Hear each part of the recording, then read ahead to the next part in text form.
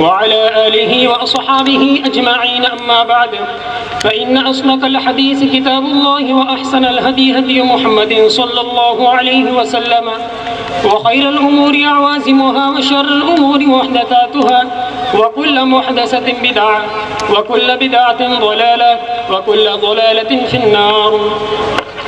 وبالسند المتصل منا إلى شيخ الإمام الهمام الحافظ الحجة أمير المؤمنين في الحديث أبي عبد الله محمد بن إسماعيل بن إبراهيم بن مغيرة بن بردزبة الجعفي اليماني البخاري رحمه الله تعالى.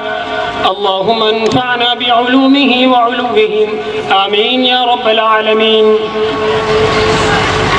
باب قول الله: ونضع الموازين القسط ليوم القيامة وأن أعمال بني آدم وقولهم يوزن. وقال مجاهد: القسطاس العدل بالرومية، ويقال القسط مصدر المقسط وهو العادل، وأما القاسط فهو الجائر.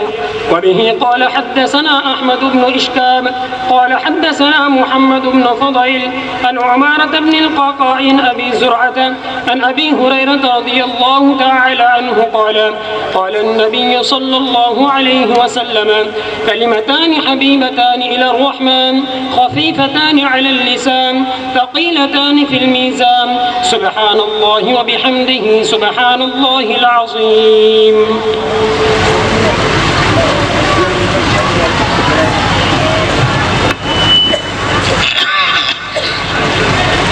بسم الله الرحمن الرحيم. باب قول الله: ونزع الموازين القسط ليوم القيامة وأن أعمال بني آدم وقولهم يوزن. وقال مجاهد: القسطاس العدل بالرومية. وقال مجاهد: ويقال القسط مصدر المقسط وهو العدل، وأما القاسط فهو الجائر.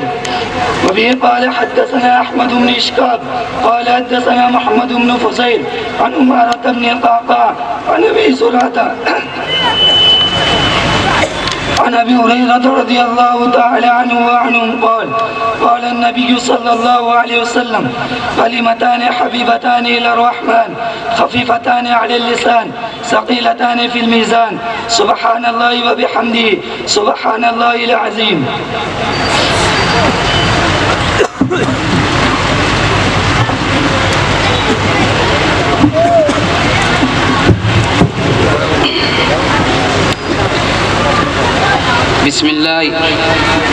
بسم الله الرحمن الرحيم.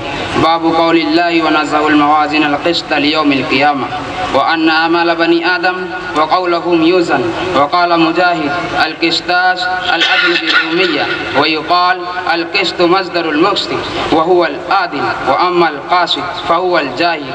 وبه قال حدثنا أحمد بن إسحاق قال حدثنا محمد بن فضيل عن عمارة بن القعقاع عن أبي زرعة عن أبي هريرة رضي الله تعالى عنه قال النبي صلى الله عليه وسلم: كلمتان حبيبتان إلى الرحمن، خفيفتان على اللسان، ثقيلتان في الميزان، سبحان الله وبحمده سبحان الله العظيم.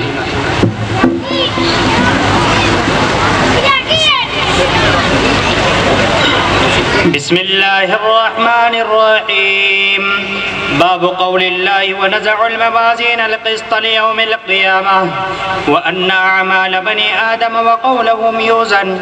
وقال مجاهد: القسطاس العدل بالرومية، ويقال القسط مصدر المقسط وهو العادل، وأما القاسط فهو الجائر. وبه قال حدثنا أحمد بن إشكاب قال حدثنا محمد بن فضيل عن عمارة بن القعقاع عن أبي زرعة عن أبي هريرة رضي الله تعالى عنه قال النبي صلى الله عليه وسلم: كلمتان حبيبتان إلى الرحمن، خفيفتان على اللسان، ثقيلتان في الميزان، سبحان الله وبحمده سبحان الله العظيم.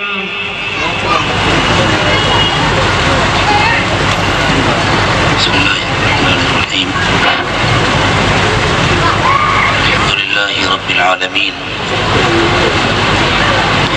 والصلاة والسلام على سيدنا محمد سيد الأولين والآخرين وعلى آله وأصحابه أجمعين أما بعد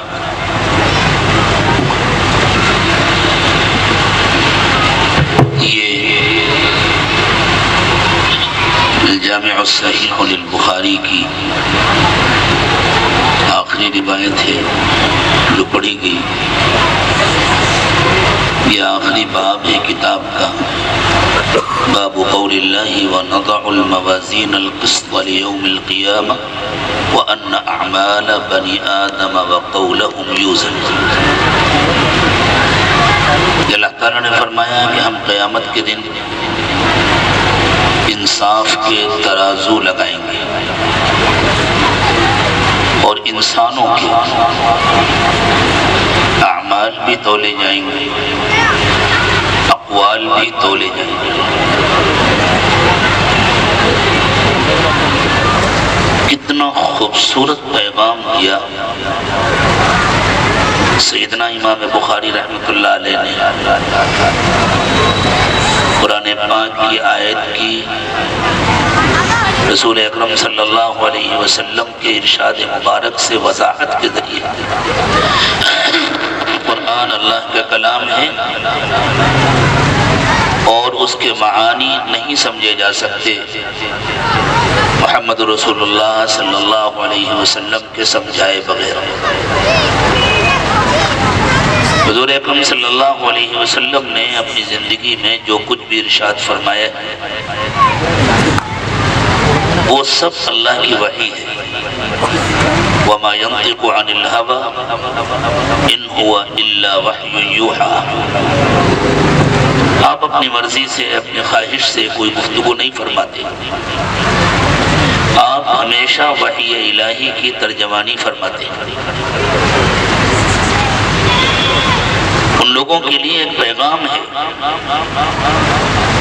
سیدنا امام بخاری رحمۃ اللہ علیہ کے قائم کیے ہوئے اس آخری باب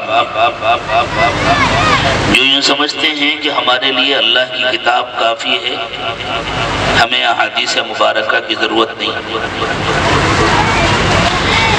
امام بخاری رحمۃ اللہ علیہ کے جو عنوانات ہوتے ہیں جن کو تراجم ابواب کہتے ہیں، علماء کہتے ہیں کہ امام بخاری کا سارا علم تراجم ابواب ہے. وہ احادیث مبارکہ کو تو استشہاد کے لیے پیش کرتے ہیں، وہ کسی روایت سے کسی حدیث سے کیا ثابت کرنا چاہتے ہیں اور اس کے ذریعے اپنے شاگردوں کو اور شاگردوں کے واسطے سے پوری امت کو کیا پیغام دینا چاہتے ہیں، وہ ان کا پورا پیغام ترجمۃ الباب میں پوشیدہ ہوتا ہے. تو سیدنا امام بخاری رحمۃ اللہ علیہ نے اس ترجمے میں یہ پیغام بھی دیا ہے کہ قرآن پاک کے معنی متعین نہیں ہو سکتے احادیث کریمہ کے بغیر. قرآن بھی حضور اکرم صلی اللہ علیہ وسلم کے قلب اطہر پر اللہ کی طرف سے نازل ہوا ہے. وَإِنَّهُ لَتَنزِيلُ رَبِّ الْعَالَمِينَ نَزَلَ بِهِ الرُّوحُ الْأَمِينُ عَلَى قَلْبِكَ لِتَكُونَ مِنَ الْمُنذِرِينَ. اور قرآن کے معانی، قرآن کے مطالب، قرآن کے مفہوم کو واضح کرنے والی باتیں یہ بھی آپ کے قلب اطہر پر اللہ کی طرف سے نازل ہوئی. خود اللہ تعالیٰ نے ارشاد فرمایا فَإِذَا قَرَأْنَاهُ فَاتَّبِعْ قُرْآنَ ثُمَّ إِنَّ عَلَيْنَا بَيَانَ. اس قرآن کو ہم نے اتارا ہے جب ہم پڑھا کریں. حالانکہ اللہ پڑھ کر نہیں سناتے تھے، حضرت جبریل امین پڑھ کر سناتے تھے، لیکن چونکہ حضرت جبریل امین اللہ کی طرف سے آتے تھے تو گویا حضرت جبریل کا پڑھنا اللہ کا پڑھنا. تو اللہ تعالیٰ نے حضرت جبریل امین کے راستے کے باوجود ارشاد فرمایا فَإِذَا قَرَأْنَا.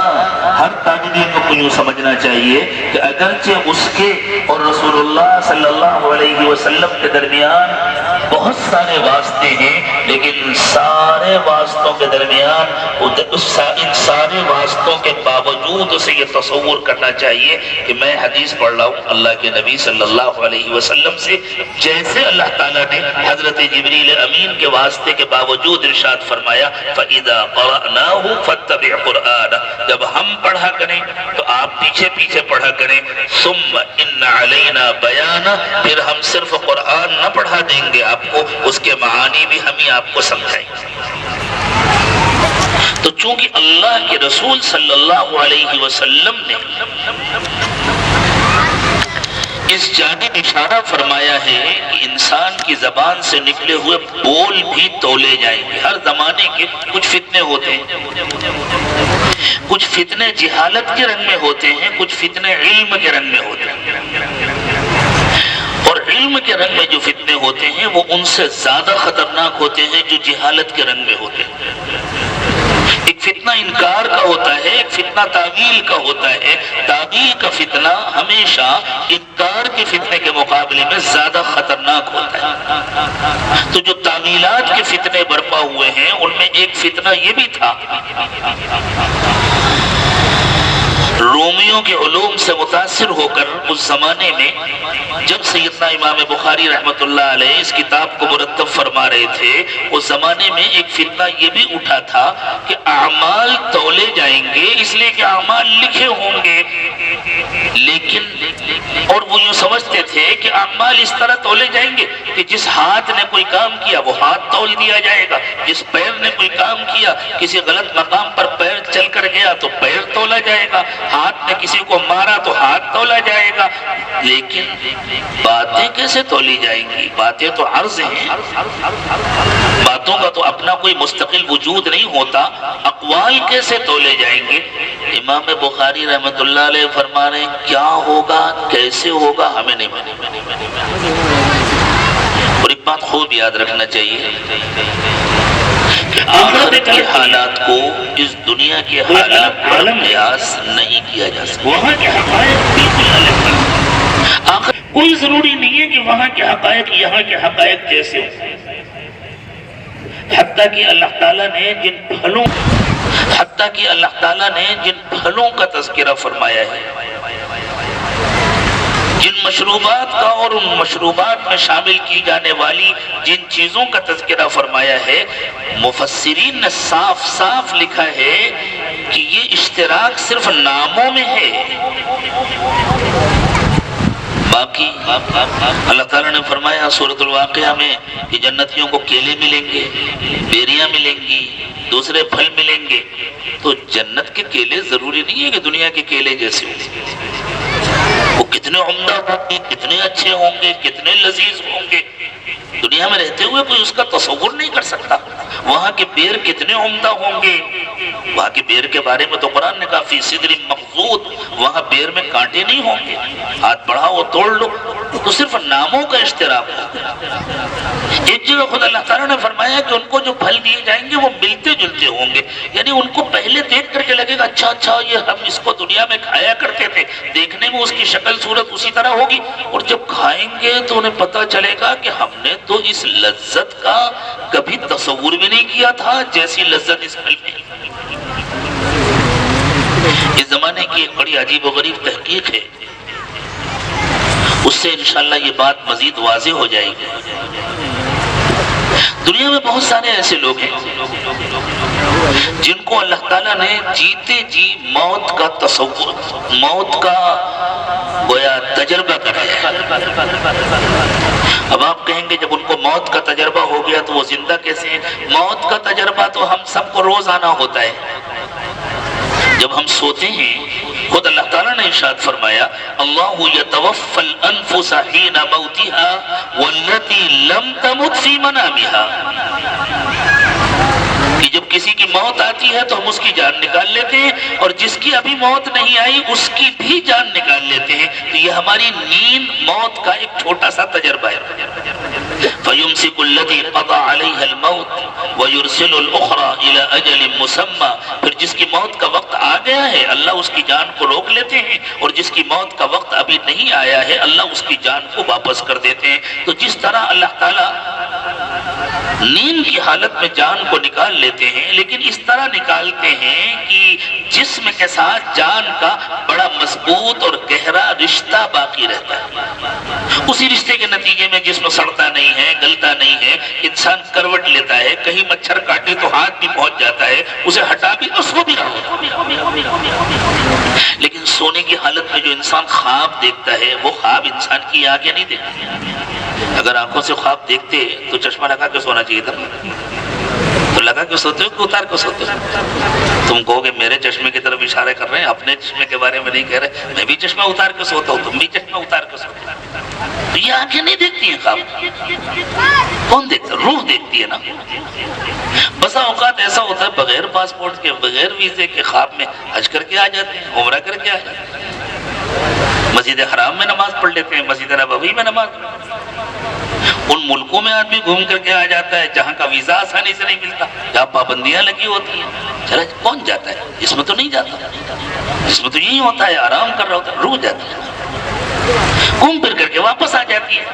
لیکن نیند میں روح کا جسم سے زیادہ رشتہ ہوتا ہے۔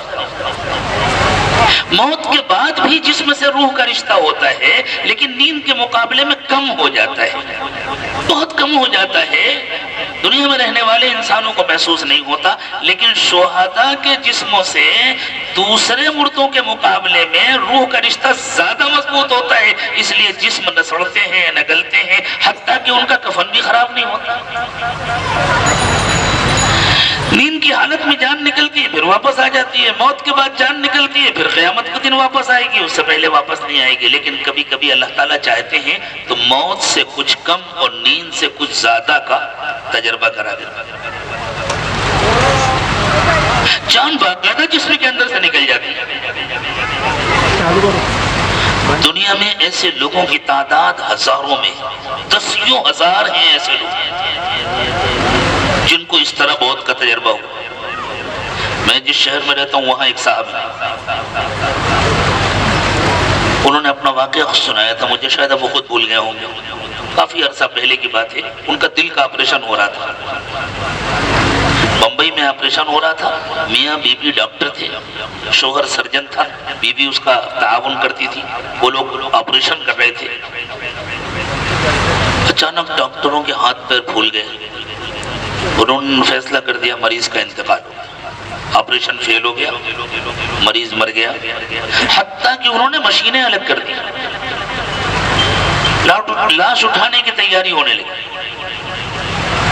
تھوڑی دیر کے بعد ان لوگوں نے کہا ایک کوشش اور کر کے دیکھیں، تو جو مصنوعی تنفس کا عمل ہوتا ہے وہ انہوں نے کیا، کچھ مشین لگایا، کچھ کوشش کی، اور تھوڑی دیر کے بعد وہ بڑے خوش ہو گئے، پھر سے مریض زندہ ہو گیا۔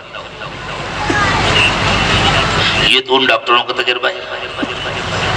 خود وہ صاحب جن کا آپریشن ہو رہا تھا وہ خود بھی ڈاکٹر ہیں، ان ڈاکٹر صاحب کا یہ کہنا ہے کہ میں نے یہ دیکھا کہ میں اپنے جسم کے اندر سے پھسل کر باہر آ گیا،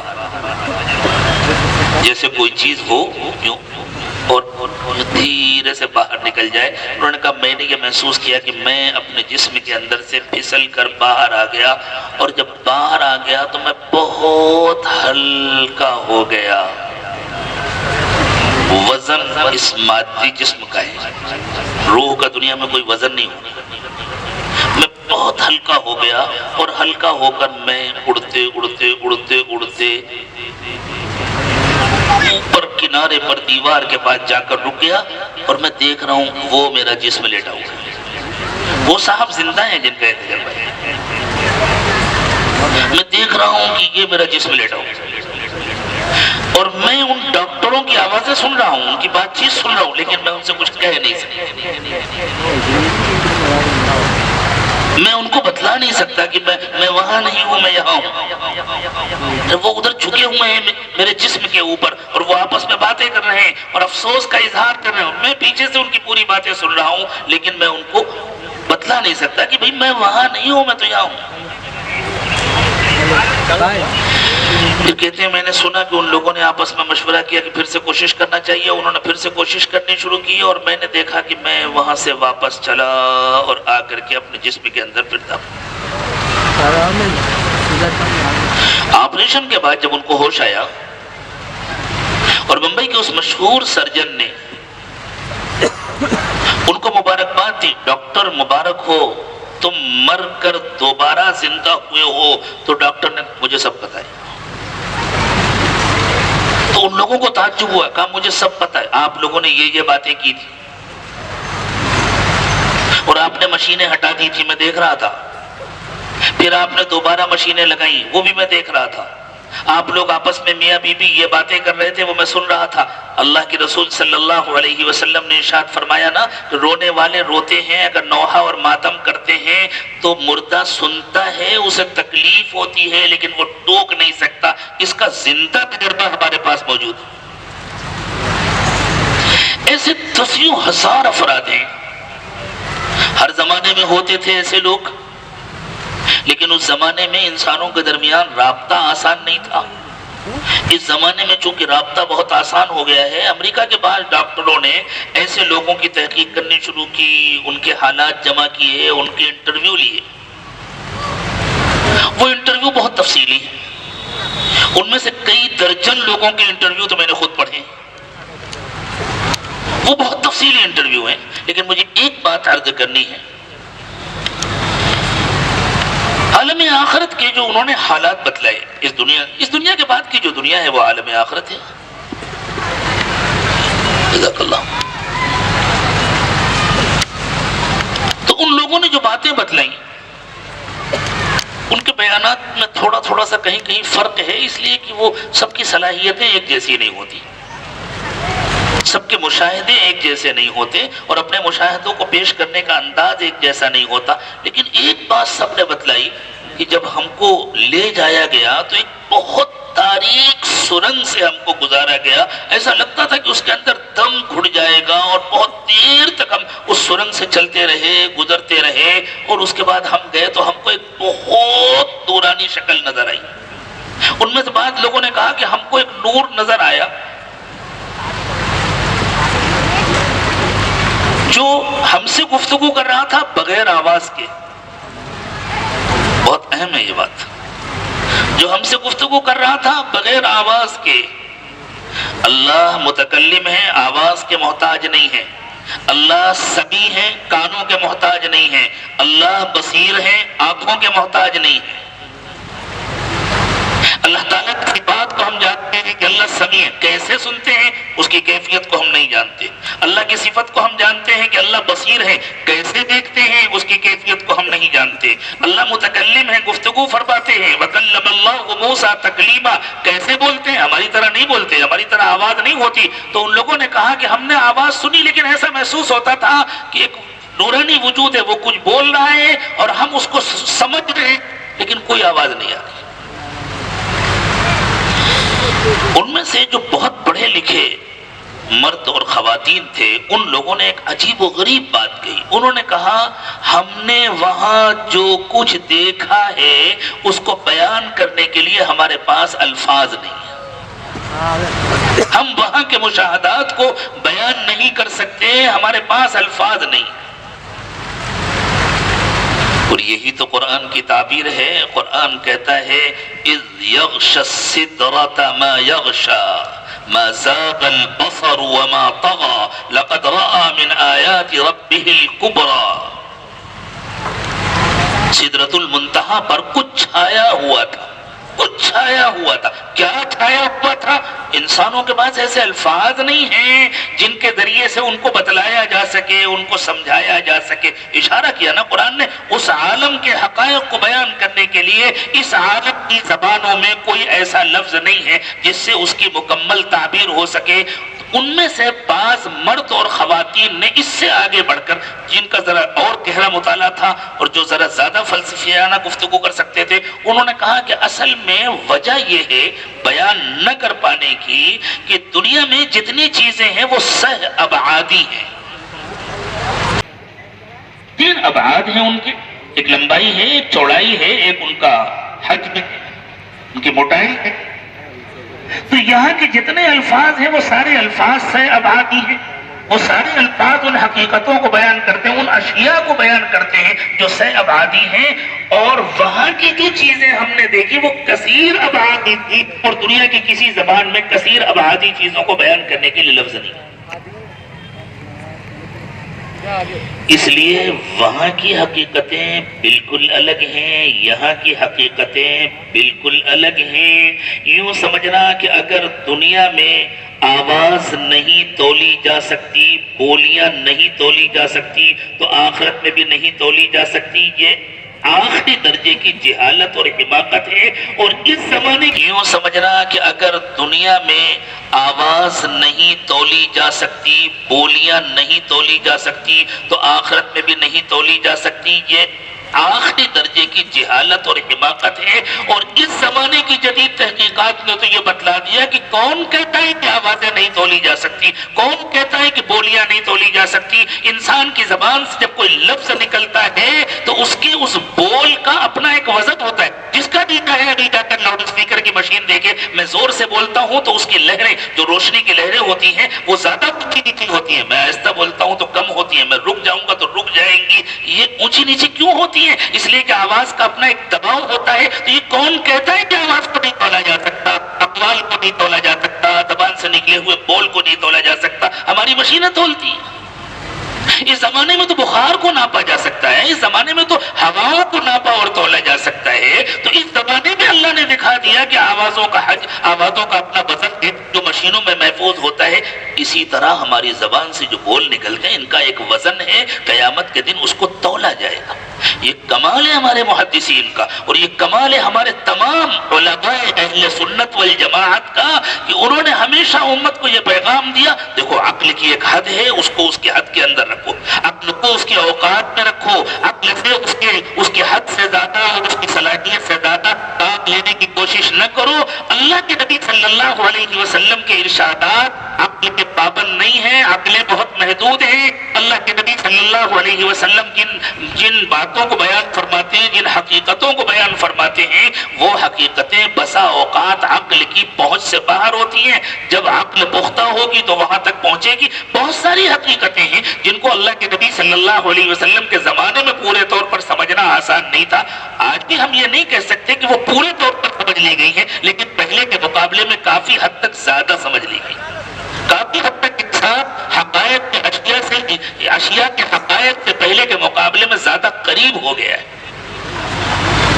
اور قیامت کے دن تو سب کچھ سامنے آ جائے گا، سب کچھ کھل جائے گا، وہاں کوئی چیز چھپی نہیں رہ جائے گی۔ تو اللہ کے نبی صلی اللہ علیہ وسلم نے جب یہ بات ارشاد فرمائی کہ دو کلمے ہیں جو زبان پر تو ہلکے ہیں لیکن ترازو پر بھاری ہوں گے، اس سے معلوم ہو گیا کہ تولے جائیں گے تب تو ترازو پہ بھاری ہوں گے۔ یہاں سے استشہاد فرمایا امام بخاری رحمۃ اللہ علیہ نے، وَأَنَّ أَعْمَالَ بَنِي آدَمَ وَقَوْلَهُمْ يُوزَنْ، انسان کے اعمال بھی تولے جائیں گے، انسان کی باتیں بھی تولی جائیں گی۔ اس کے بعد ذرا سا ایک علمی مسئلہ ہے جس کو چھیڑا ہے سیدنا امام بخاری رحمۃ اللہ علیہ۔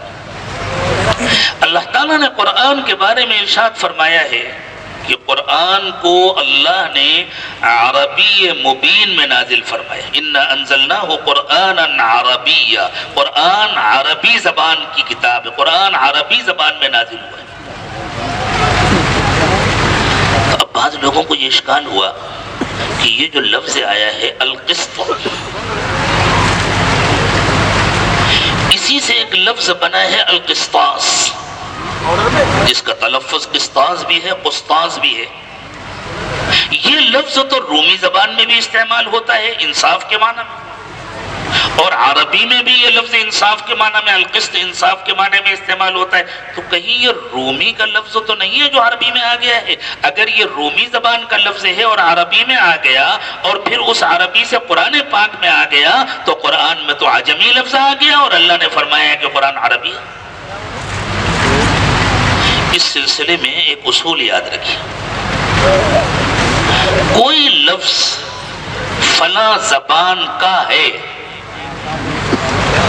اس کے یہ معنی نہیں ہے کہ جب سے یہ زبان بنی اور پیدا ہوئی تب سے اس زبان کے بولنے والوں نے شروع سے اس لفظ کو بولا ہو۔ یا یہ لفظ پہلی مرتبہ اسی زبان میں استعمال ہوا ہو۔ کسی لفظ کے کسی زبان کا ہونے کا مطلب یہ ہے کہ وہ اس زبان میں روزمرہ استعمال ہوتا ہو، وہ اہل زبان کے ادبا، فصحاء، بلغاء، شعراء، خطباء ان کی زبان اور ان کے قلم میں جاری ہو، وہ اس کو استعمال کرتے ہوں، اہل زبان اس کو آسانی سے سمجھتے ہوں۔ باقی جس طرح انسان ہجرت کرتے ہیں، ایک جگہ سے دوسری جگہ آتے جاتے ہیں، اسی طرح زبانیں بھی ہجرت کرتی ہیں، الفاظ بھی ہجرت کرتے ہیں۔ اگر یہی مان لیا جائے کہ جس کے آبا اور اجداد جہاں کے تھے اس کی نسبت وہیں کی ہوگی، تو میرا خیال یہ کہ آدھے دھلیا والوں کے تو آدھار کارڈ کینسل کر دینے چاہیے، اس لیے کہ ان کے آبا اور اجداد تو یو پی سے آئے تھے، تو وہ مہاراشٹر کے کیسے ہو گئے؟ میں تو خود یو پی سے آیا تھا، لیکن آج میں مہاراشٹر کا ہوں، میرا پاسپورٹ بھی مہاراشٹر کا ہے، میرا آدھار کارڈ بھی مہاراشٹر کا ہے۔ جب میں آ گیا، رہنے لگا، حکومتیں مانتی ہیں، ہماری اپنی حکومت مانتی ہے کہ کوئی آدمی کسی شہر میں آ گیا اور 15 سال تک رہ رہا ہے، وہاں اس نے مکان بنا لیا، وہاں اس کی جائیداد ہو گئی ہے، تو اب اس کو اس شہر کا شہری مان لیا جائے گا۔ بالکل اسی طرح کوئی لفظ چاہے جس زبان کا ہو، جب کسی دوسری زبان میں آ گیا اور اس کے روزمرہ کے استعمال میں شامل ہو گیا، وہ لفظ اس زبان کا لفظ بن جاتا ہے۔ اور اگر اس اصول کا انکار کر دیا جائے تو ہماری اردو تو بالکل خالی ہاتھ ہو جائے گی، اس کے بعد تو ایک لفظ بھی نہیں بچے گا، اس لیے کہ اردو کا اپنا ایک لفظ بھی نہیں ہے۔ دوسری زبانوں کا کیا ہوگا وہ زبان کے بولنے والے پڑھنے والے جانے، لیکن ہم اردو والے تو بالکل خالی ہاتھ ہو جائے گا، ہم کوئی لفظ بول ہی نہیں سکیں گے۔ ترکی والے کہیں گے رکو، اس کو آئندہ مت بولنا، یہ ہماری زبان کا لفظ ہے۔ فارسی والے کہیں گے اس کو مت بولنا، یہ ہماری زبان کا لفظ ہے۔ عربی والے کہیں گے یہ مت بولنا، یہ ہماری زبان کا لفظ ہے۔ سنسکرت والے کہیں گے یہ مت بولنا۔ آپ اردو کی کسی معیاری ڈکشنری کو اٹھا کر کے دیکھ لیجئے، ہر لفظ کے آگے نشانات لگے ہوتے ہیں۔ عین لگا ہے یعنی اصلاً یہ عربی تھا، تا بنا ہے یعنی اصلاً یہ ترکی تھا، فا بنا ہے یعنی اصلاً یہ فارسی تھا، اور سین بنا ہے یعنی اصلاً یہ سنسکرت کا لفظ تھا، چھوٹا ہا بنا ہے یعنی یہ ہندی کا لفظ تھا۔ اردو کا اپنا کوئی لفظ نہیں ہے، تو کیا اردو نہیں ہے؟ میں اتنی دیر سے جو گفتگو کر رہا ہوں، میں کس زبان میں گفتگو کر رہا ہوں؟ لفظ گفتگو فارسی ہے، لفظ زبان فارسی ہے، تو میں کس زبان میں گفتگو کر رہا ہوں؟ میں فارسی بول رہا ہوں کہ اردو بول رہا ہوں؟ میں نے کتنی مرتبہ کتاب کہا، لفظ کتاب عربی ہے، تو میں آپ سے عربی میں بات کر رہا ہوں یا اردو میں بات کر رہا ہوں؟ جب یہ لفظ اردو میں استعمال ہونے لگا، جب یہ سارے الفاظ اردو میں استعمال ہونے لگے تو وہ اردو بن گئے۔ مجھے ایک لطیفہ یاد آ گیا، ہمارے استاد ہیں مولانا مختار صاحب دارالعلوم دیوبند میں نے ان سے استفادہ کیا ہے، مجھے تو شرم آ رہی ہے ان کی موجودگی میں گفتگو کر رہا ہوں، اور وہ بھی لسانیات پر، جس میں ان کا شاگرد ہوں۔ ایک مرتبہ سعودی عرب کے 2 علماء آئے تھے کچھ تحقیقی کام کے لیے ہندوستان، ان کو ہندوستان کی مختلف لائبریریوں میں تقریباً پورے ملک کا سفر کرنا تھا، تو دارالعلوم دیوبند سے مجھے بھیج دیا گیا ساتھ میں۔ اب وہ ہم لوگ علمی کام بھی کرتے تھے، لائبریری میں جاتے تھے، مخطوطات کے فوٹو بھی لیتے تھے، اور جب ہوٹلوں میں ٹھہرتے تھے تو چونکہ عمروں میں بہت زیادہ فرق نہیں تھا تو مذاق بھی ہوتا تھا، تفریح بھی ہوتی تھی۔ تو ایک مرتبہ ان میں کے ایک عالم جو اس وقت جامعۃ الامام محمد کے بڑے مشہور پروفیسر ہیں، عبد الرحمن الجبرین، شیخ عبداللہ الجبرین کے صاحبزادے عبداللہ الجبرین وہاں کے بڑے عالم تھے سعودی عرب کے، ان کے بیٹے تھے عبد الرحمن الجبرین، بہت عالم فاضل آدمی تھے، ہزاروں اشعار ان کو یاد تھے، بہت اچھی زبان بولتے تھے، بہت بے تکلف تھے۔ تو ایسی زبان پر بات ہونے لگی تو انہوں نے مجھ سے کہا کہ اردو کیا زبان ہے؟ وہ تو سلۃ المہملات ہے، آپ کی زبان میں کچرے کا ڈبہ ہے، مختلف زبانوں کے الفاظ پھینک دیے گئے، اس ڈبے میں جمع ہوتے گئے، اردو بن گئی۔ بہرحال یہ تفریحی بات تھی، ہم بھی طالب علم تھے، چپ رہنا سیکھا نہیں تھا۔ ہم نے ان سے کہا نہیں، آپ کا یہ تبصرہ درست نہیں ہے، اردو بہادروں کی زبان ہے، باقی دنیا کی جتنی زبانیں ہیں وہ بزدلوں کی زبان ہے۔ ہم جس زبان کا جو لفظ چاہتے ہیں چھین لیتے ہیں، آج تک کوئی ہمارا کچھ بگاڑ نہیں سکا۔ آپ ہمارا کوئی لفظ بول کر کے دکھائیے، ہم آپ کا جو لفظ چاہیں اپنی زبان میں استعمال کر سکتے ہیں۔ ہم عربی کا جو لفظ چاہیں استعمال کریں، ہم فارسی کا جو لفظ چاہیں استعمال کریں، اور یہ سلسلہ ختم نہیں ہو گیا، ہم تو آج بھی چھینتے رہتے ہیں۔ آپ ہمارا کوئی ایک لفظ، آپ 2 مہینے سے ہندوستان میں ہمارے ساتھ ٹہل رہے ہیں، تفریح کر رہے ہیں، آپ اپنی زبان میں اردو کا کوئی ایک لفظ استعمال کر کے دکھائیے۔ تو ایک تفریح کی بات ہوئی، لیکن زبانوں کے سلسلے میں یہ معیار نہیں ہے کہ یہ لفظ ہمیشہ سے اسی زبان میں بولا جاتا رہو۔ ایک دوسری بات یہ بھی تو ہو سکتا ہے جس طرح کچھ لوگوں کو یہ خیال آ گیا کہ یہ لفظ رومی سے عربی میں آ گیا، ممکن ہے عربی سے رومی میں گیا ہو، یہ بھی تو ہو سکتا ہے نا۔ اس لیے کہ عرب تاجر تھے، ان کا بھی دنیا میں آنا جانا ہوتا تھا، وہ ایک طرف اگر ہندوستان آتے تھے تو دوسری طرف ملک شام جاتے تھے، ان کا رومیوں سے بھی تعلق تھا، ان کا ایرانیوں سے بھی تعلق تھا، ان کا ہندوستانیوں سے بھی۔ بہت سارے الفاظ ہیں جو مختلف ملکوں سے عرب میں پہنچے، اور بہت سارے الفاظ ہیں جو عربوں کے ذریعے مختلف ملکوں میں پہنچے۔ آج انگریزی والوں کا لیمن اصل میں عربوں کا لیمون ہے، تو یہ بھی ممکن ہے کہ رومی میں عربی سے پہنچا، اور یہ بھی ممکن ہے کہ ایک ہی لفظ دونوں جگہ الگ الگ ہو اور ایک ہی معنی میں استعمال ہوتا ہو، اس لیے کہ ہیں تو سب ایک ہی ماں باپ کی اولاد۔ یا ایھا الناس انا خلقناکم من ذکر و انثی وجعلناکم شعوبا وقبائل لتعارفوا، کہ انسانوں ہم نے تم کو ایک مرد اور ایک عورت سے پیدا کیا، ایک ماں باپ کی اولاد ہیں۔ جب ایک ماں باپ کی اولاد ہے تو شروع میں تو ماں باپ کی ایک ہی زبان رہی ہوگی نا، ایسا تو نہیں تھا کہ حضرت حوا ہندی بولتی ہوں اور حضرت آدم سنسکرت بولتے ہوں، کوئی کچھ بولتا ہو اور ان کے بیٹے کوئی اور زبان بولتے، ایک ہی زبان بولتے ہوں گے نا۔ پھر دھیرے دھیرے انہی کے ذریعے سے اور زبانیں نکلی، اور اس سلسلے میں علماء نے بڑا تحقیقی کام کیا ہے کہ اصلاً بنیادی زبان کون سی ہے، اور بعض لوگوں نے تو باقاعدہ دلائل کے ساتھ بہت تحقیقی مطابق لکھے ہیں کہ اصل زبان عربی زبان ہے۔ مجھے اس وقت اس پر گفتگو نہیں کرنی۔ تو یہ کوئی خاص بات نہیں ہے کہ وہ رومی زبان میں قسطاس کا لفظ اگر عدل کے معنی میں استعمال ہوتا ہو تو اس سے قرآن پر کوئی حرف آ جائے اور یوں کہا جائے کہ قرآن عربی نہیں ہے، اس میں عجمی کوئی لفظ آ گیا۔ عدل کے معنی میں استعمال ہوتا ہو تو اس سے قرآن پر کوئی حرف آ جائے اور یوں کہا جائے کہ قرآن عربی نہیں ہے، اس میں عجمی کوئی لفظ آ گیا۔ قرآن میں کوئی ایک لفظ بھی عجمی نہیں ہے۔ عجمی ہونے کا مطلب یہ تھا کہ کوئی ایسا لفظ قرآن میں آتا جو اس زمانے میں جب قرآن نازل ہوا عربوں کے ہاں بولا نہ جاتا ہو، سمجھا نہ جاتا، ایسا کوئی لفظ نہیں۔ ہاں، ایک دوسرا مسئلہ ہے، وہ ذرا سا مشکل ہے، اگر نہ سمجھا جائے، سمجھ لیا جائے گا تو آسان ہو جائے گا انشاءاللہ۔ وہ یہ ہے کہ اللہ تعالیٰ نے جو فرمایا وَنَضَعُ الْمَوَازِينَ الْقِسْطَ، یہ القسط مصدر ہے جو صفت کے لیے استعمال ہوا ہے۔ تو اس کے معنی کیا ہے؟ ہم انصاف کے ترازو لگائیں گے یا ظلم کے ترازو لگائیں گے؟ سیدھی سی بات ہے، اللہ انصاف کے ترازو لگائے، اللہ تو ظلم نہیں کرتے نا۔ وَلَا يَظْلِمُ رَبُّكَ أَحَدًا وَمَا رَبُّكَ بِظَلَّامٍ لِّلْعَبِيدِ، اللہ کسی پر ظلم نہیں کرتے، تو اللہ جو ترازو لگائیں گے وہ انصاف کے تقاضوں کو پورا کرنے کے لگائیں گے، ظلم کے لیے تو نہیں لگائیں گے۔ تو اگر القسط کے معنی انصاف کے ہیں تو القاسط کے معنی انصاف کرنے والا ہونا چاہیے نا۔ انصاف کرنے والا جنت میں جائے گا کہ جہنم میں؟ اللہ کہہ رہے ہیں قاسطین جہنم میں جائیں گے۔ وَأَمَّا الْقَاسِطُونَ فَكَانُوا لِجَهَنَّمَ حَطَبًا، قاسطین تو سب جہنم کا ایندھن بنیں گے۔ ہے نا ذرا مشکل بات، الجھن۔ اگر قاسطین جہنم کا ایندھن بنیں گے تو قسط بری چیز ہونی چاہیے، اور اگر قسط اچھی چیز ہے تو قاسطین کو جنت میں جانا چاہیے۔ یہ اشکال سمجھ میں آ رہا ہے کہ نہیں؟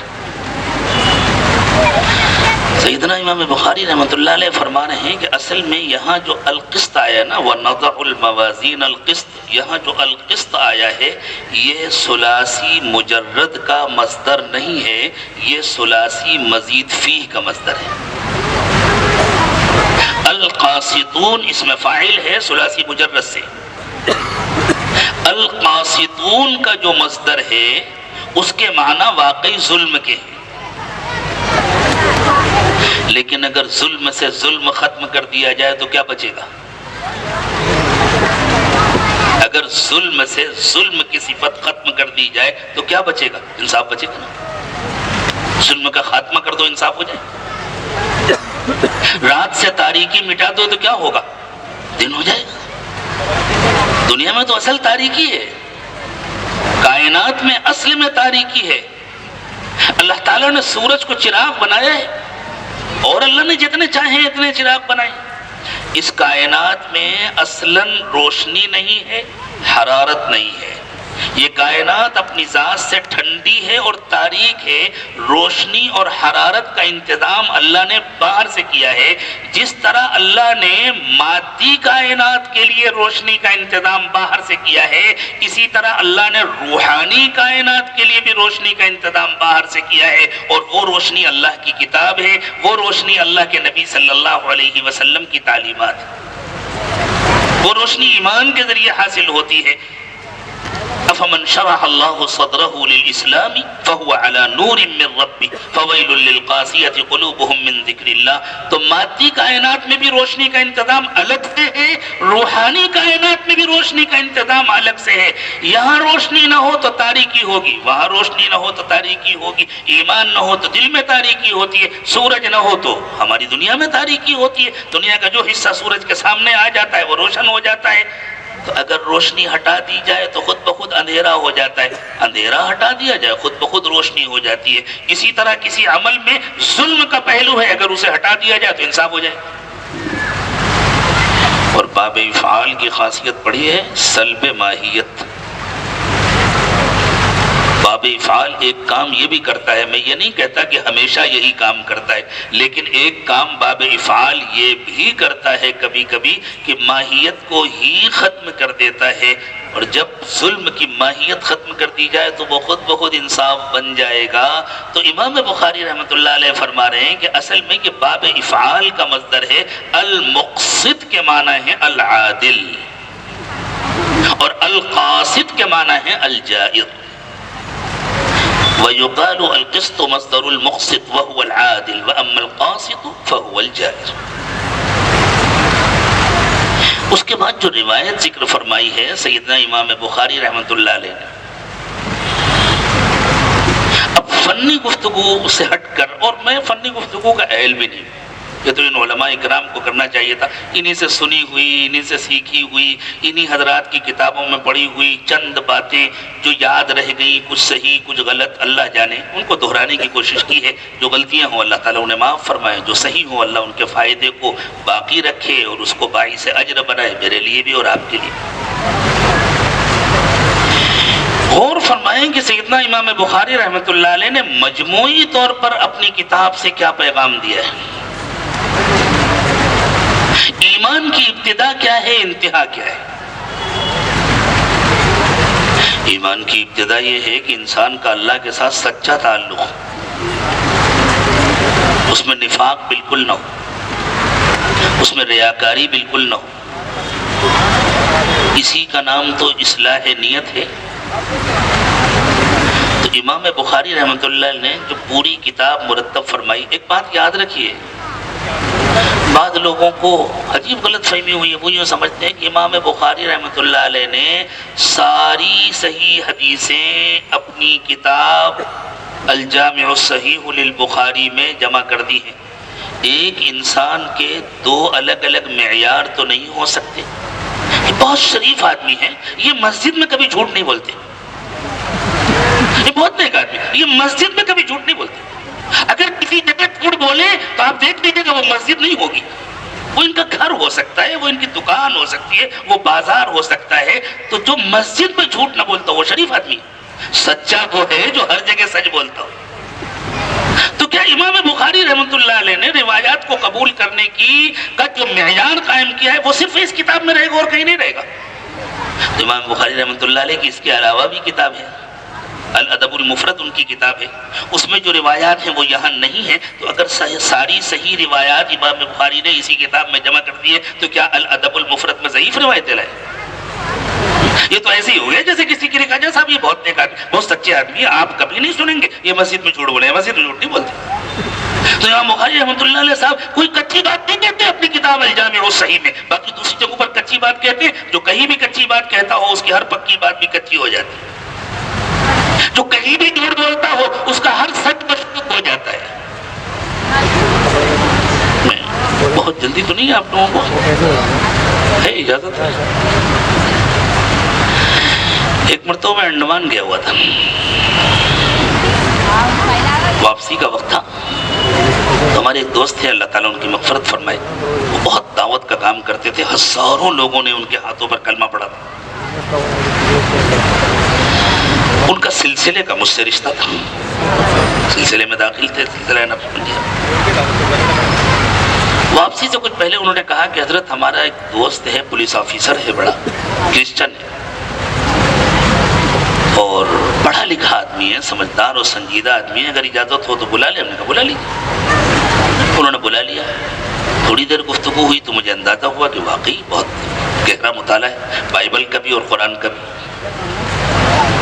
تو میں نے ان سے یوں کہا کہ دیکھیں آپ پولیس آفیسر ہیں اور پڑھے لکھے آدمی ہیں، آپ نے بائبل بھی پڑھی ہے، بائبل بھی پڑھی اور بائبل کی تاریخ بھی پڑھی ہے، بائبل کی اپنی ایک تاریخ بھی ہے۔ تو کہنے لگے ہاں میں نے پڑھی۔ میں نے کہا میں آپ سے بحیثیت پولیس آفیسر یہ سوال کر رہا ہوں کہ اگر آپ کسی شخص کا بیان لے رہے ہوں اور اس کے بیان میں ایک دو جھوٹ آپ پکڑ لیں، باقی بیان میں آپ جھوٹ نہ پکڑ سکیں، تو باقی بیان آپ کی نظر میں معتبر ہوگا یا مشکوک؟ کہنے لگے نہیں، پورا بیان مشکوک ہو جائے گا۔ میں نے کہا اب بحیثیت پولیس آفیسر آپ بتلائیے، آپ نے بائبل کی تاریخ پڑھی ہے، اس میں تحریفیں ہوئی ہیں؟ ہاں ہوئی ہیں۔ باقی جو بچی وہ معتبر ہے کہ مشکوک؟ بحیثیت پولیس آفیسر مجھے بتلائیے۔ کہنے لگے مشکوک۔ مشکوک کتاب سے ہدایت کیسے ملے گی؟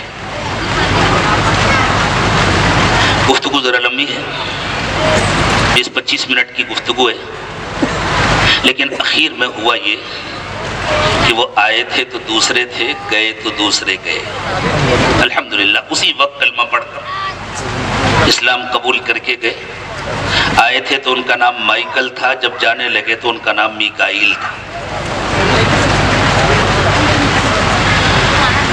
تو دیکھو سچا آدمی وہ ہے جو ہمیشہ سچا ہو، منصف وہ ہے جو ہمیشہ انصاف کرے۔ آدھا سچ آدھا جھوٹ، آدھا تیتر آدھا بٹیر نہیں چلتا۔ یہ کب ہوگا؟ جب دل کا حال اچھا ہوگا، جب نیت اچھی ہوگی۔ سیدنا امام بخاری رحمۃ اللہ علیہ نے جو کتاب لکھی ہے، ہاں میں یہ بات عرض کر رہا تھا کہ امام صاحب نے نہ اس کا التزام کیا ہے کہ ان کو جتنی روایات معلوم ہے وہ سب اس پہ آ جائے، نہ اس کا اہتمام کیا ہے کہ ان کے علم میں جتنی صحیح روایات ہیں وہ سب اس میں آ جائیں۔ ان دونوں چیزوں کا اہتمام نہیں کیا۔ امام صاحب نے اس کا اہتمام کیا ہے کہ انسان کو پوری زندگی سے متعلق جن تعلیمات کی ضرورت ہے میں وہ ساری تعلیمات جمع کر دوں، اور ان تعلیمات کو پیش کرنے کے لیے، ثابت کرنے کے لیے جن روایات کی ضرورت ہے میں ان روایات کو پیش کروں۔ اسی لیے آپ حضرات نے پوری کتاب پڑھی ہے ماشاءاللہ، اور ہم سے زیادہ آپ کو یاد ہوگا، ہم نے تو بہت پہلے پڑھی تھی، آپ نے تو اسی سال پڑھی ہے، تو آپ کو اس کا یہ یاد ہوگا کہ بسا اوقات ایک ہی روایت کو الگ الگ ابواب میں امام کو اس کا یہ یاد ہوگا کہ بسا اوقات ایک ہی روایت کو الگ الگ ابواب میں امام بخاری رحمۃ اللہ علیہ پیش فرماتے ہیں، کسی جگہ اس کے کسی جز سے استشہاد کرتے ہیں، کسی جگہ اس کے کسی جز سے استشہاد کرتے ہیں، تو اصل میں تراجم ابواب ہیں جو امام صاحب پیش کرتے ہیں۔ تو پوری کتاب اس لیے پیش کی ہے تاکہ انسان کی زندگی سنت کے مطابق بن جائے، رسول اکرم صلی اللہ علیہ وسلم کے مبارک طریقے کے مطابق بن جائے اور وہ کامیاب انسان ہو جائے۔ ہم پیدا ہوئے ہیں انسانی شکل میں، جب مریں تو انسان بن کے جائیں۔ بعض لوگ پیدا ہوتے ہیں انسانی شکل میں، لیکن جب دنیا سے جاتے ہیں تو وہ انسان نہیں ہوتے، حیوان ہوتے ہیں۔ یأکلون کما تأکل الانعام والنار مثوی لہم، اللہ نے فرمایا جانوروں کی طرح کھاتے پیتے ہیں اور پھر جہنم میں چلے جاتے ہیں۔ لہم قلوب لا یفقہون بها ولہم اعین لا یبصرون بها ولہم آذان لا یسمعون بها اولئک کالانعام بل هم اضل اولئک هم الغافلون، جانوروں کی طرح جیتے ہیں۔ تو یہ کتاب اس لیے مرتب کی گئی ہے کہ اللہ نے ہمیں انسان بنایا ہے تو ہم حقیقت میں انسان بن جائیں اور انسانوں کی طرح جائیں، اور انسان کا ٹھکانہ جنت ہے۔ انسان وہ ہے جو اپنے باپ حضرت آدم علیہ السلام کا حقیقی وارث بنے، جو اپنے باپ حضرت آدم کا وارث بن کر کے جائے گا اسے ابا کی جائیداد میں وراثت ملے گی. ابا تو آج جنت میں پیدا ہوئے تھے نا, تو جنت تو ابا کی جائیداد ہے, اس میں وراثت ملے گی, جنت میں جائے گا.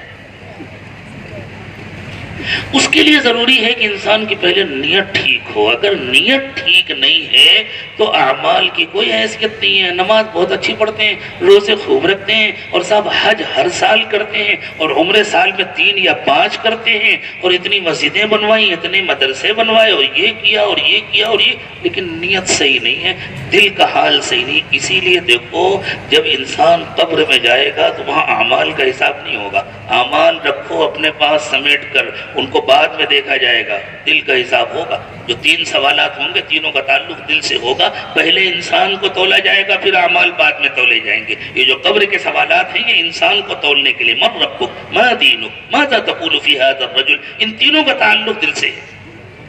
حضور کو قلب سے پہچانا تھا یا نہیں؟ اگر پہچانا تھا تو حضور کی اطاعت کی ہوگی, حضور کی فرمانبرداری کی ہوگی, دل میں حضور کی محبت ہوگی. لا یؤمن احدکم حتی اکون احب الیہ من والدہ وولدہ والناس اجمعین. لا یؤمن احدکم حتی یکون ہواہ تبعا لما جئت بہ. اگر حضور کو بحیثیت اللہ کے رسول کے پہچانا ہے تو انسان کے شوق بھی حضور کی تعلیمات کے تابع ہو جائیں, اس کی خوشیاں بھی حضور کی تعلیمات کی تابع ہو جائیں.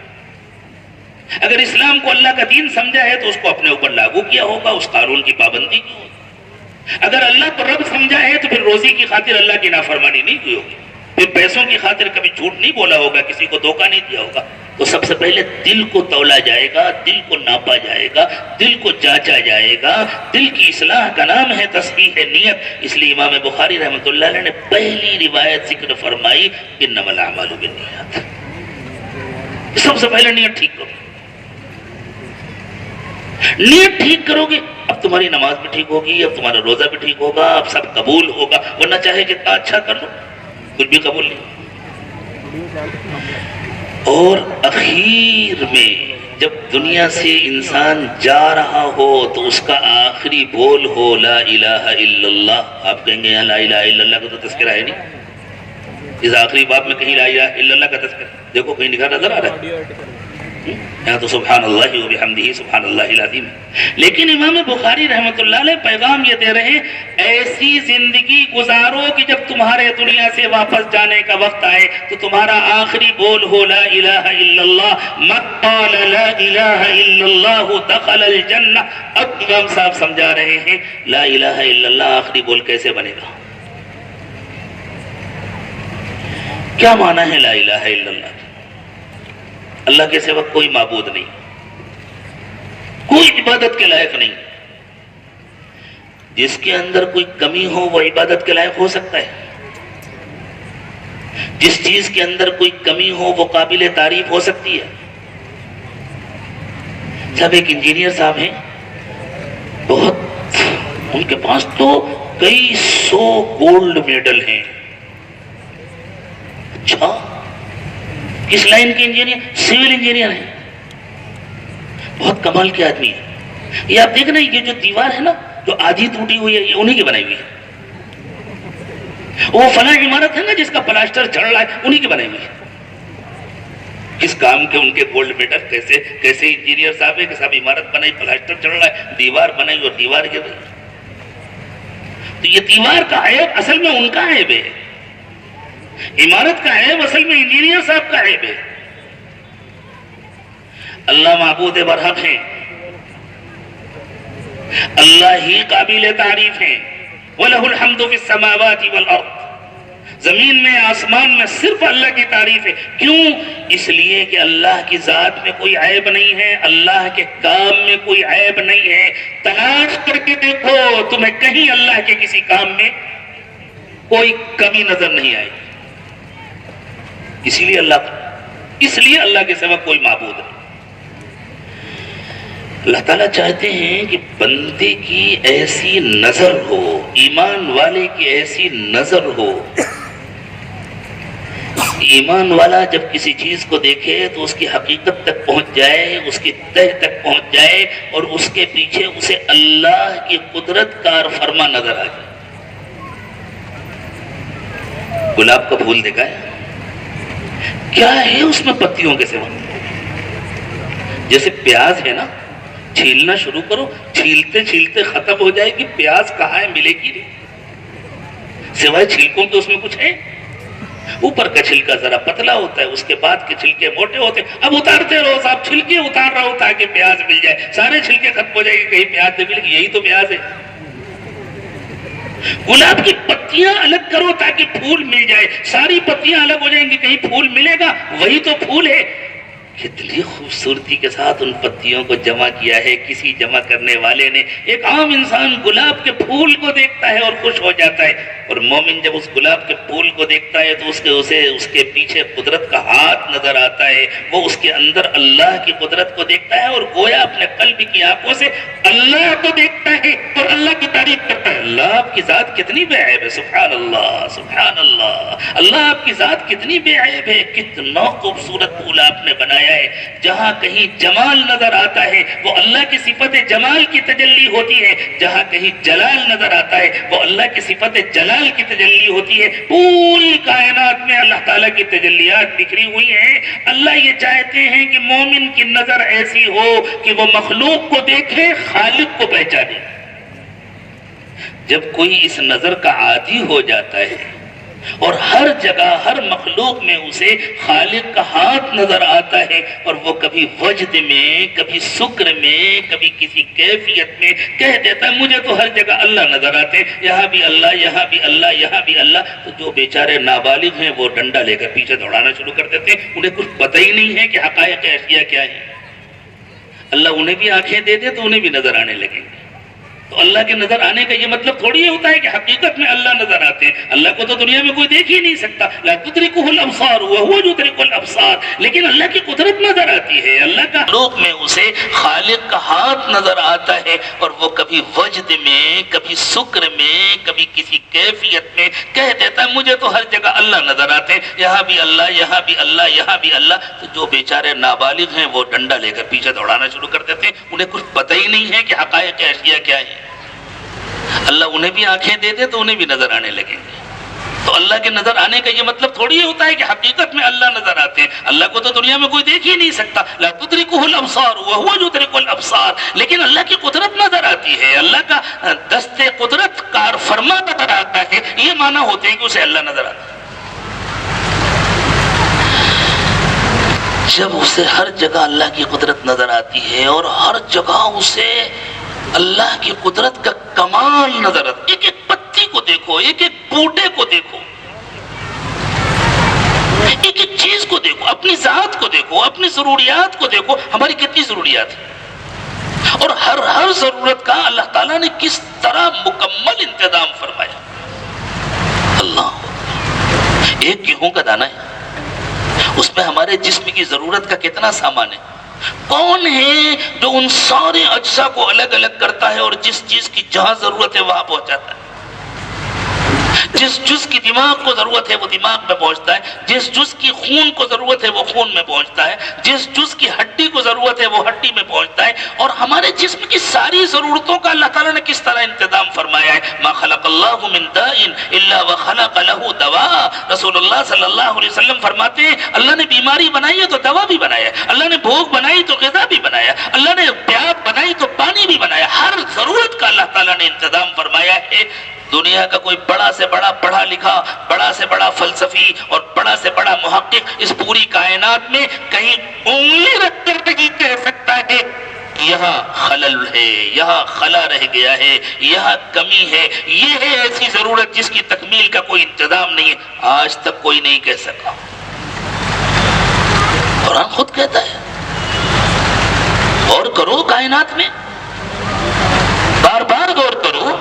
فارجع البصر هل ترى من فطور ثم ارجع البصر كرتين ينقلب اليك البصر خاسئا وهو حسير. ارے دیکھو پھر دیکھو پھر دیکھو، آنکھ سے دیکھو، دوربین سے دیکھو، خوردبین سے دیکھو، مصنوعی سیاروں کے ذریعے دیکھو، اپنی مصنوعی گاڑیوں کے ذریعے دیکھو. تمہارے پاس دیکھنے کے جتنے طریقے، 3 طریقے انسانوں کے پاس دیکھنے کے. اس زمانے میں انسانوں کے پاس دیکھنے کے 3 طریقے ہیں. آنکھ سے انسان دیکھتا ہے، یا اپنی دوربینوں کے ذریعے انسان دیکھتا ہے خلاؤں میں، یا اپنی گاڑیاں بھیج دیتا ہے کیمروں کے ساتھ. وہاں 3 طریقے ہیں نا، قرآن نے 3 مرتبہ دیکھنے کا تذکرہ کیا ہے. فرجع البصر هل ترى من فطور ثم ارجع البصر كرتين، پھر 2 مرتبہ اور دیکھو، دیکھنے کی کوشش کرو. واپس آ جاؤ گے تھک کر کے، لیکن تمہیں کہیں کوئی خلل نظر نہیں آئے گا، کہیں تمہیں کوئی کمی نظر نہیں آئے گی. جب انسان پوری زندگی اس طرح دیکھنے کا عادی ہوتا ہے تو سبحان اللہ اس کے دل کی کیفیت بنتی ہے. ہر وقت اس کا دل اعتراف کرتا ہے میرا اللہ بے عیب ہے، میرا اللہ بے عیب ہے، میرا اللہ بے عیب ہے. اور جب سبحان اللہ اس کے دل کی کیفیت بنتی ہے، الحمدللہ اس کیفیت کا اظہار ہوتا ہے کہ جب اللہ بے عیب ہے تو ساری تعریف ہے اللہ کی.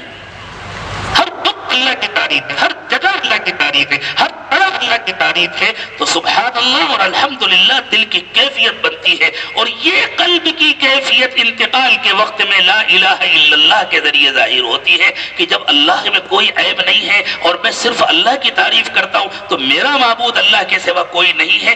یہ معنی ہے پوری زندگی اس طرح گزارو کہ سبحان اللہ تمہاری قلب کی کیفیت بن جائے، الحمدللہ اس کیفیت کا قولی اظہار ہو، اور پھر اسی کیفیت کا اظہار مرتے وقت ہو، اور ساری زندگی اسی کیفیت کا اظہار ہو. جب اللہ میں کوئی عیب نہیں ہے، جب اللہ کے سوا کوئی قابل تعریف نہیں ہے، تو پھر اللہ ہی میرے معبود ہیں، اللہ ہی میرے مسجود ہیں، اللہ ہی میرے مقصود ہیں، اللہ ہی میرے مطلوب ہیں. مجھے اللہ کے سوا کسی کو منانا نہیں، مجھے اللہ کے سوا کسی سے مانگنا نہیں، مجھے اللہ کے سوا کسی کے آگے گردن جھکانا نہیں. ایاک نعبد و ایاک نستعین، اللہ ہم صرف آپ کی عبادت کرتے ہیں، آپ سے مدد مانگتے ہیں.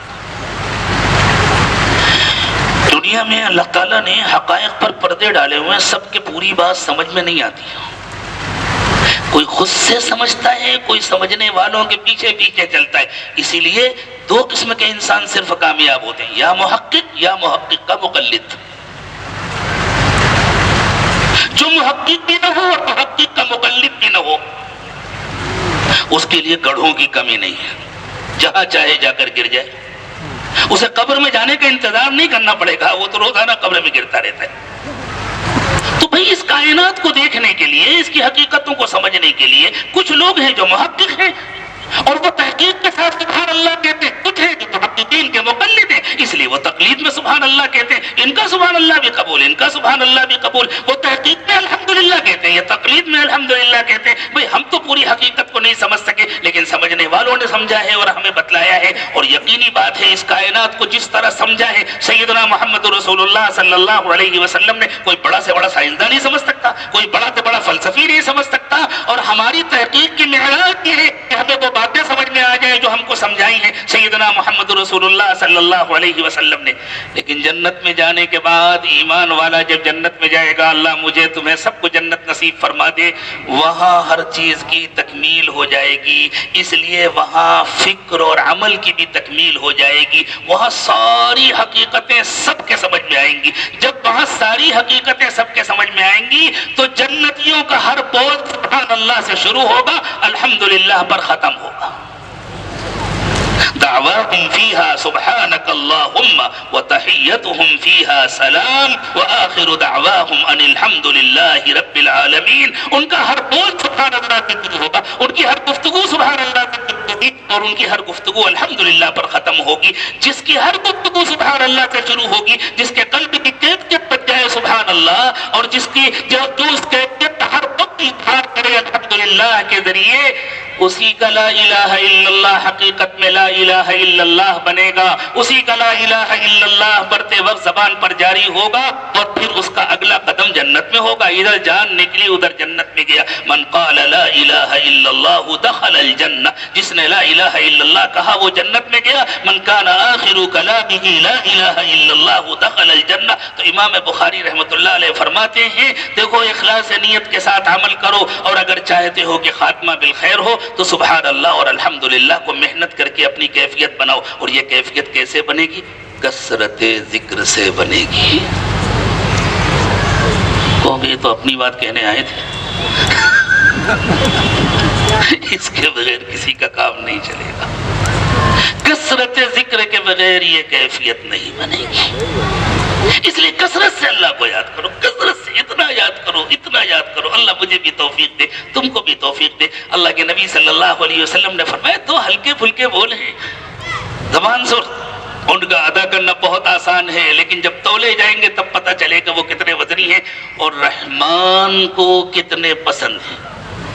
ہمارے معبود کا نام کیا ہے؟ اللہ یا رحمان؟ رحمان تو اس کی صفت ہے، نام تو اللہ ہے نا۔ تو اگر چاہتے تو رسول اللہ صلی اللہ علیہ وسلم فرما دیتے حبیبتان الی اللہ، لیکن حضور نے یوں نہیں فرمایا حبیبتان الی اللہ، کیا فرمایا؟ حبیبتان الی الرحمن۔ سب سے زیادہ اللہ کی رحمتیں برسیں گی جنت۔ جنت گویا اللہ کی رحمتوں کا مقام ہے، مرکز ہے، اور دنیا میں بھی اگر کوئی اللہ کی رحمت چاہتا ہے تو وہ اللہ کو کثرت سے یاد کرے۔ جب وہ اللہ کو یاد کرتا ہے اور خاص طور سے اس طرح یاد کرتا ہے، صرف زبان سے نہیں، زبان سے بھی یاد کرتا ہے اور قلب سے بھی یاد کرتا ہے، اس کے قلب کی کیفیت ہوتی ہے سبحان اللہ، اور اس کی زبان کا بول ہوتا ہے الحمدللہ۔ زبان سے بھی سبحان اللہ کہتا ہے، لیکن زبان سبحان اللہ قلب کی کیفیت ہوتی ہے۔ زبان سے الحمدللہ کہتا ہے اور الحمدللہ قلب کی کیفیت ہوتی ہے، الحمدللہ قلب میں اترا ہوا ہوتا ہے۔ تو جب وہ اس طرح ہر چیز کو اس طرح دیکھتا ہے، ہر وقت وہ اللہ کی طرف متوجہ رہتا ہے، تو اس پر ہر وقت اللہ کی رحمتوں کی بارش ہوتی رہتی ہے، اور جس پر اللہ کی رحمتوں کی بارش ہو اسے کوئی پریشان کر سکتا ہے؟ آج ہم لوگ پریشان ہیں اپنے ملک میں، ہم چاہتے ہیں حالات بدل جائیں۔ کیسے بدلیں گے؟ مشین کے ذریعے بدلیں گے۔ حالات مشین سے نہیں بدلتے، حالات اعمال سے بدلتے ہیں۔ ان اللہ لا یغیر ما بقوم حتی یغیروا ما بانفسہم۔ کیوں بھائی زمین خشک ہو گئی، ایک کسان کی زمین خشک ہو گئی تو ایک ڈول پانی لا کے ڈال دے تو زمین تر ہو جائے گی؟ نہیں تر ہوگی جب تک رحمت کی بارش نہیں ہوگی، جب تک رحمت کی ہوائیں نہیں چلیں گی۔ بالکل اسی طرح اگر دل کی بنجر زمین خشک ہو گئی ہے، اگر دل کی زمین بنجر ہو گئی ہے، خشک ہو گئی ہے، اور اگر حالات مشکل ہو گئے ہیں، تو اس وقت تک تبدیلی نہیں آئے گی جب تک اللہ کی رحمت کی بارش نہیں ہوگی۔ اور رسول اللہ صلی اللہ علیہ وسلم بتلا رہے ہیں کثرت سے اللہ کو یاد کرو گے اور گناہوں سے بچو گے، اللہ کی نافرمانیوں سے بچو گے۔ ہمارا حال کیا ہے؟ پتہ نہیں کیا ہو گیا ہے، ساری پریشانیاں مجھے ہی ہوتی ہیں۔ یہ کیا ہے معلوم ہے؟ یہ اللہ پر الزام لگانا ہے۔ اللہ نا انصافی کر رہے ہیں، وہ میرے ساتھ انصاف نہیں کر رہے، یہ سبحان اللہ کا انکار ہے، یہ سبحان اللہ کی ضد ہے۔ اللہ تو یہ چاہتے ہیں یہ سب نہیں، جو کچھ بھی ہے یہ میری کوئی کمی ہے، میری کوئی غلطی ہے، میں اپنی اصلاح کروں گا، میں توبہ کروں گا، یہ میری کسی کمی کا نتیجہ ہے کہ میرے ساتھ یہ ہو رہا ہے۔ اور اگر یہ میری کمی نہیں ہے تو پھر اللہ میرے ساتھ بھلائی چاہتے۔ جیسے کسی ڈاکٹر نے، کوئی ڈاکٹر کسی کا آپریشن کرتا ہے تو تکلیف دینے کے لیے کرتا ہے یا تکلیف سے بچانے کے لیے کرتا ہے؟ حالانکہ آپریشن میں تکلیف ہوتی ہے، کاٹا جاتا ہے، خون نکلتا ہے، بے ہوش کیا جاتا ہے، لیکن مریض مطمئن ہوتا ہے ڈاکٹر میرا دشمن نہیں ہے، ڈاکٹر مجھے تکلیف نہیں دینا چاہ رہا، ڈاکٹر اس آپریشن کے ذریعے، اس چھوٹی تکلیف کے ذریعے کسی بڑی تکلیف سے بچانا چاہ رہا ہے۔ اللہ یہ چاہتے ہیں ایمان والے کا یہ یقین ہو، اللہ کبھی ظلم نہیں کرتے۔ اگر مجھے کوئی تکلیف ہو رہی ہے یا تو یہ میرے کسی گناہ کا نتیجہ ہے، میری کسی بدعمالی کی سزا ہے، مجھے اس سے توبہ کرنا چاہیے، اور یا اللہ اس چھوٹی تکلیف کے ذریعے مجھے کسی بڑی تکلیف سے بچانا چاہ رہے ہیں۔ خاص طور سے اس زمانے کے لیے اللہ تعالیٰ نے یہ پیغام دیا ہے۔ دیکھو حضرت خضر نے کچھ نوجوانوں کی کشتی توڑ دی تھی، بظاہر لگا تھا کہ نقصان کیا ہے، لیکن ان کو بڑے نقصان سے بچانے کے لیے وہ چھوٹا سا نقصان کیا تھا جس میں ان کی کشتی ڈوبے بھی نہیں لیکن کشتی بچ جائے۔ یہ ہوا تھا۔ یہ کب ہوگا؟ جب اللہ کا ایسا یقین دل میں بیٹھے گا کہ سبحان اللہ ہمارے دل کی کیفیت بن جائے گی۔ پاس ہی کے بندے پر بھی چڑھتے ہوئے بندہ کہے گا اللہ ظلم نہیں کرتے، میرے لیے اسی میں خیر ہے، اللہ ظلم نہیں کرتے۔ سبحان اللہ، میں اس وقت بھی اپنے اللہ کی تعریف کروں۔ یہ بندہ جائے گا جنت میں، اس بندے کے دل میں اترے گا لا الہ الا اللہ، اللہ یہ میرے دل میں بھی اتار دے، تمہارے دل میں بھی اتار دے۔ میں نے شاید وقت کچھ زیادہ لے لیا، یہ تو نہیں کہہ سکتا میں کہ گفتگو کا حق ادا ہو گیا۔ حق تو یہ ہے کہ حق ادا نہیں ہوا، اور میرا جیسا معمولی سے طالب علم حدیث پر کیا گفتگو کرے گا، لیکن پھر بھی میں نے آپ سے کہا کچھ وقت زیادہ لے لیا۔ اللہ تعالیٰ قبول فرمائے اس گفتگو کو، اور اللہ ہمیں توفیق دے ہم اخلاص نیت کے ساتھ کثرت سے اللہ کو یاد کر کے اپنی پوری زندگی رسول اکرم صلی اللہ علیہ وسلم کی مبارک زندگی کے سانچے میں ڈھالنے کی کوشش کریں، اور ایسے جئیں کہ جب ہمارا آخری وقت آئے تو ہمارے دل سے نکلے لا الہ الا اللہ محمد رسول اللہ، اور ہم اس دنیا سے رخصت ہوں تو ہمارا اگلا قدم جنت میں جائے۔ اللہ نے جنتیوں کے بارے میں فرمایا واہ تو سبحان اللہ الحمدللہ، سبحان اللہ الحمدللہ، اور پھر سلام ہی سلام ہوگا۔ اور یہاں جب کثرت سے اللہ کو یاد کیا جاتا ہے تو اللہ کی رحمت برستی ہے۔ قرآن پاک میں یا حدیث مبارکہ میں جب کسی مضمون کے ساتھ اللہ کی کسی صفت کا تذکرہ ہوتا ہے تو یہ بتلایا گیا ہوتا ہے کہ اس مضمون کا اس صفت کے ساتھ گہرا ربط ہے۔ جب کسی مقام پر اللہ کا نام لینے کے بجائے رحمان کہا جائے تو یہ اس بات کی جانب اشارہ ہوتا ہے کہ اس مضمون کا صفت رحمت سے تعلق ہے۔ جب یہ کام کیا جاتا ہے جس کا تذکرہ ہو رہا ہے تو رحمتیں ٹوٹ کر برستی ہیں۔ کلمتان خفیفتان حبیبتان الی الرحمن، دو چھوٹے چھوٹے کلمے ہیں جو رحمان کو بہت پسند ہیں۔ خفیفتان علی اللسان، جن کو بولنا بہت آسان ہے، زبان کے لیے بہت ہلکے پھلکے ہیں۔